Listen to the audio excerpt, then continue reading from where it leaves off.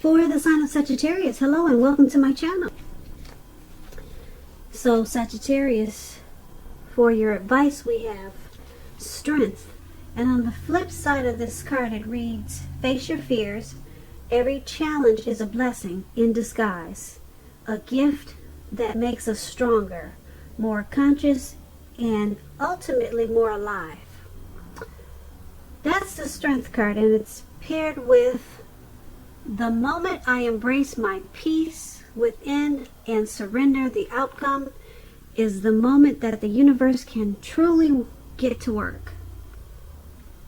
So these two cards for your advice, it's basically saying what I just said, but I'll try to pull them together. Once you face your fears and any challenges that come your way, and once you embrace your peace, embrace peace within and surrender any type of outcome, you become stronger, more conscious, and more alive. So there's growth and development there, and you'll be able to have the universe get to work on you.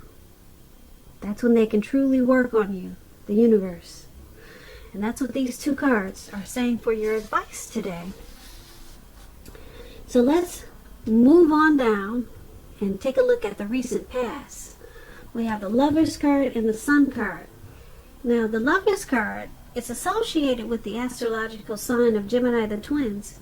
It's possible that in the recent past you were feeling very ambivalent, very happy about a relationship or a situation that was in your life. It could have been that your heart was telling you one thing and your head was telling you another. Now, basically the thing to do is, within the bounds of your morality, is to follow your heart when you get this Lovers card. People will usually say that there are only two modes that any of us operate under at a time, and that's either out of fear or love. So when you can choose and you get this Lovers card, it's saying it's pretty safe to choose love. So that's probably what you did in the recent past, or you should have done, because the Lovers card it's a beautiful thing.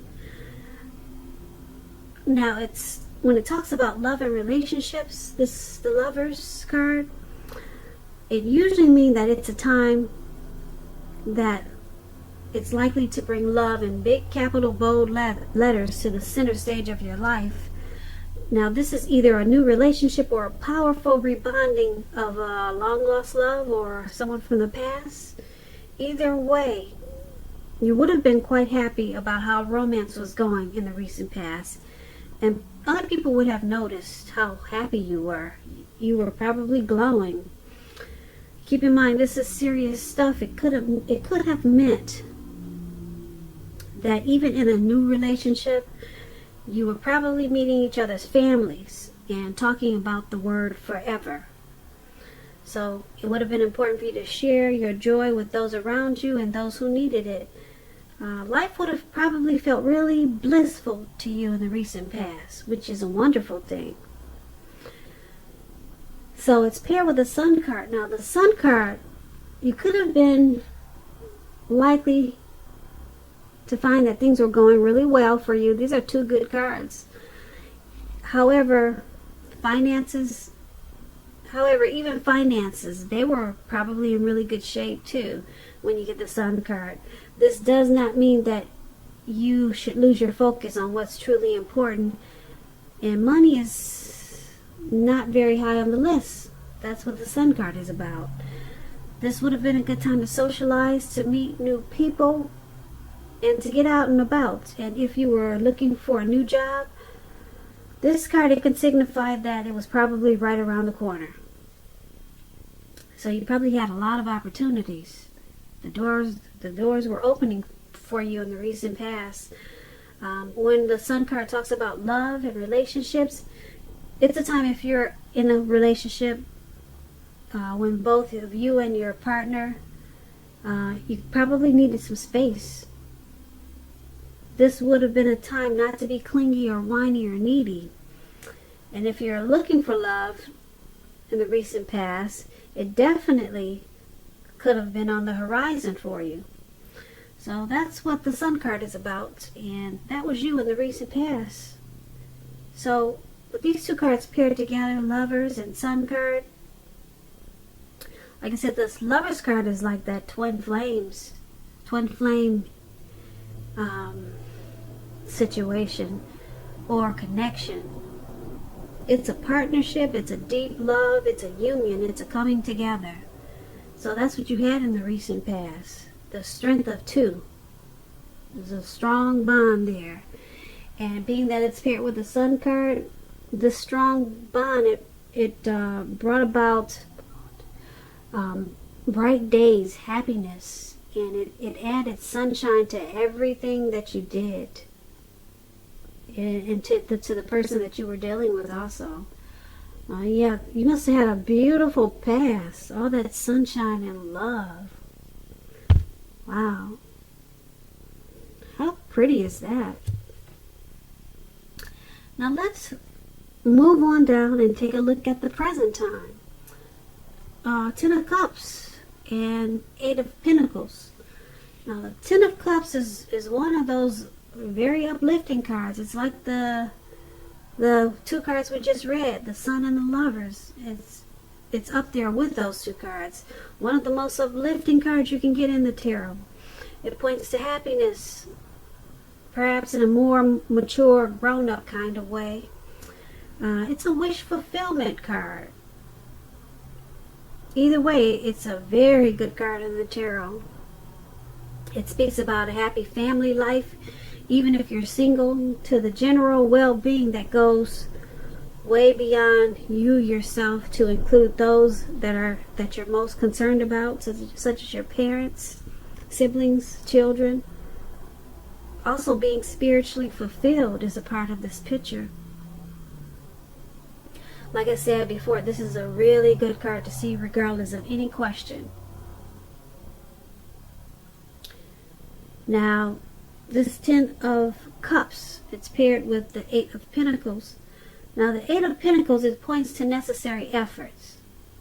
You probably have a lot on your plate at this time, things that you have to get accomplished. Keep in mind, dedication to the task at hand. It's going to be important at this time and admired. But if it's working for its own sake, that can be counterproductive. So be clear on what you're trying to accomplish. Strive for balance at this time. No one can or should work all the time, but the Eight of Pentacles can indicate a very hard work period. Very hard. You see this picture of the Eight of Pentacles? He's working and it looks like it's pouring down rain. You probably can't see the rain, but he's continuing to go at it. He looks like he's going non-stop. Come rain, sleet, shine, or storm, he's going at it. So it's a hard work period for you at this time, Sagittarius. So keep in mind, this does not have to be a negative thing, but you have to prepare for it. So basically, with these two cards paired together, for the present time, it's going to be a very uplifting time for you. Very uplifting. This is Ten of Cups, like I said. It's a wish card. Things that you wish for, they'll probably be yours in a short period of time. And you're probably feeling emotionally satisfied because your spirituality is at a peak. Yeah, right now you can make some dreams come true. But it's a hard work period for you. So hopefully you're doing something that you have a lot of passion and motivation, and that you're inspired. That inspires you because, like I said, you'll be working come rain, snow, sleet, or shine. You'll be working at it. You'll be mastering your craft. And like I said, hopefully you're doing some type of work that you enjoy. And I'd like to say you'll be enjoying your employment. Hard work period, but a beautiful card with this Ten of Cups. You'll be fulfilled with a lot of areas in your life, because right now, like I said, you're at a stage where your dreams, they'll be coming true, or they are at this time. Now, let's move on down and take a look at the challenge. We have the Ace of Swords and the Five of Pentacles. Now, with this Ace of Swords, it's about new beginnings of some sort in your life, possibly on several fronts, not just one.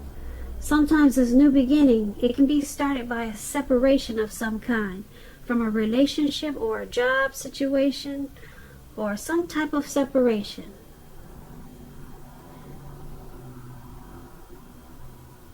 You'll have to just remember and know that as anxiety producing as such a new beginning can sometimes be, underneath it all is really good beneficial energy that's getting you to where you need to be and want to go. Keep in mind, the Ace of Swords, it calls on us not to be afraid to make a leap if it's in our best interest. This Ace of Swords is paired with the Five of Pentacles. Now, the Five of Pentacles, it can point to a time when life is less, well, it's feeling less than secure. The important thing to remember is that there's always help available when we need it, from forces seen and unseen. You could be feeling alone at this time, but you have the capacity to change that, so reach out if that's what you feel that you need to do. You could be also feeling left out in the cold, as though everyone else in the world has everything and you're the only one that's suffering. Just realize that this is not the case. So do the best you can with what you have, but remember that the wise thing to do is, if you need help, is to go out and ask for it, because the help you need, it will come. So for your challenge, the Ace of Swords and the Five of Pentacles. Once again, the Ace of Swords is about some brand new beginnings, but the new beginnings, it probably won't happen unless you separate from something. There's some type of separation that's going to start a new beginning. Let me put it that way. But you have to take a leap. Some type of leap of faith is called for this new beginning. A leap of faith and some type of separation. Then you'll have this wonderful, bright new beginning. So there's something that you got to put a stop to, and then take a leap. So if you can remember those two things, just know it's going to bring you a lot of great new possibilities, not on one level, but on many fronts. So cut something out, I don't know what it is, and then take a leap. Remember those two things. That's going to be part of your challenge. Now, the other part of your challenge is this Five of Pentacles. You're feeling left out in the cold, as though you're probably the only one suffering, and everyone else has everything. So something's got you feeling less than secure. You could have your eye on someone or dealing with someone who's not treating you the way that they should. So you might need to stop fantasizing about this person entirely. Or maybe it's just a situation, but it's got you feeling alone. So maybe that's what you need to choose to put a stop to. Whatever situation that is, and take a leap on something else maybe, and then your new beginnings on several fronts. They'll be there waiting for you. So that's what we have for the challenge. Now let's move on down and take a look at the outcome. We have the Fool card, and then it's the Two of Wands. Now the Fool card is always an indicator of newness in one form or another. In many ways it indicates the purity and open-hearted energy and the innocence of a child. We all know that children are trusting. And trust, it forms the basis of meaning for this card. This is usually considered a very positive card in the tarot, but there could be one thing. It's important to take time to be sure that you're looking where you're going, because if you trust yourself to take a step into the unknown, that's one thing. But if you do so without any thought whatsoever, it can be a big mistake. I hope you can see the picture. This man he's just taking a leap of faith. He's feeling footloose and fancy free. He has the newness. He has a newness, childlike, open-hearted energy. And he's also about to walk off of a cliff because he's not paying attention to where he's going. So looks like he's about to land right into the Atlantic Ocean. So you guys have to be careful, because when you have open-hearted energy and childlike energy, it's kind of like a trusting energy.